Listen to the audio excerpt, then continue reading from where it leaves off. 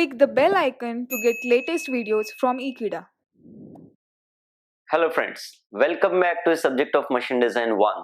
We are right now working on a numerical of design of flange coupling, which is also called a rigid coupling. In the last session, we have seen the design of the shaft associated and the selection of the standard key based on its failure modes. In today's session, we are going to look at the selection of the actual coupling and the design of rest of the parts. So let us begin.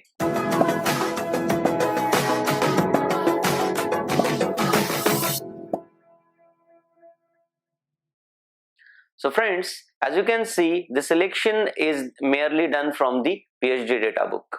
So you have to refer to the PSG 7.107 for the selection of the rigid couplings. So rigid standard coupling based on the given shaft dimension, of course, which is 35 mm in our case. Let us select coupling number 1 as the rigid flange coupling.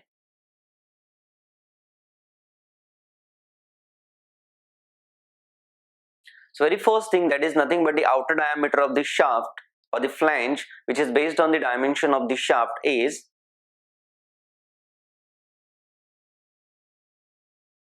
100 mm.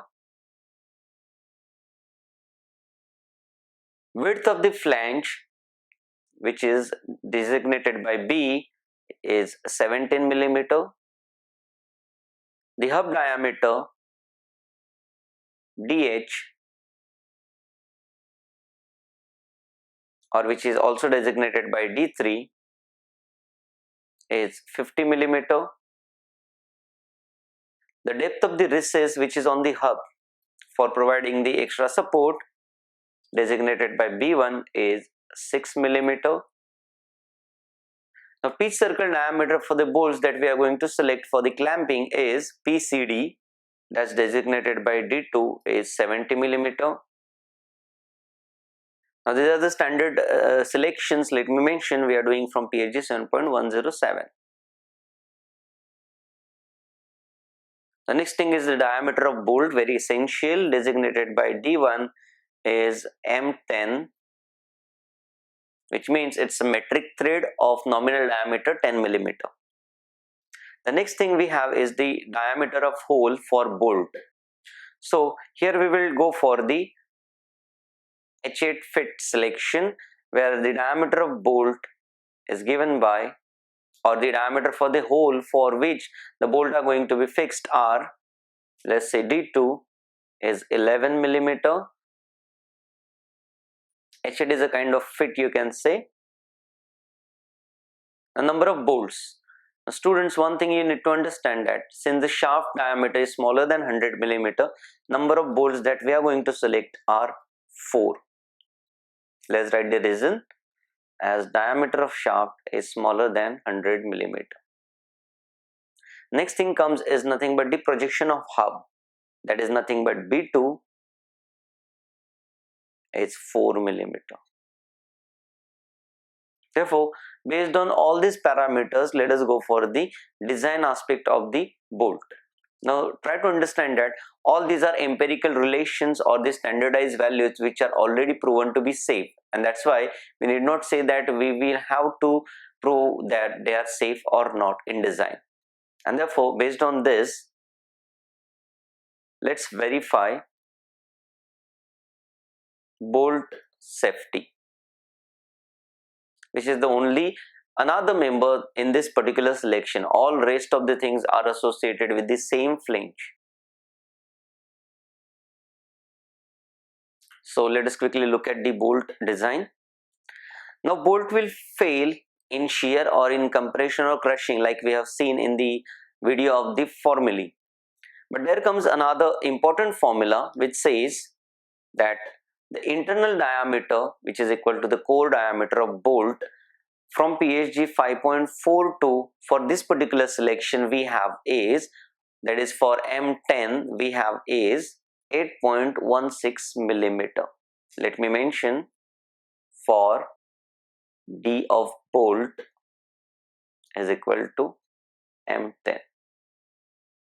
So with that, we know that for the failure of the bolt in shear, this is a standard formula that we have, where this is nothing but the core diameter of the bolt, We have already figured out the value of MT, which is pi by 4 into the core diameter. The value of core diameter is 8.16, of course is the square, into number of bolts, which are 4 in our case.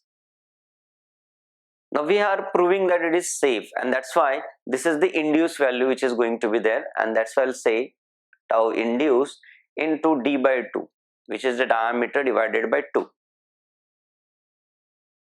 which is nothing but 70 divided by 2. Upon solving this particular expression, we'll get the induced value of tau somewhere around 34.8 Newton per millimeter square. Now for the material that we have selected, we know that the allowable value of tau is somewhere equal to 37.5 Newton per millimeter square. And therefore, upon comparing the induced value with the allowable value, we get, therefore, bolt is safe. Rather, bolt is safe in shear. Consecutively, we have to prove that the bolt is going to be safe in crushing also. So, in crushing, we know that this is the standard empirical relation we have. Let's substitute the values.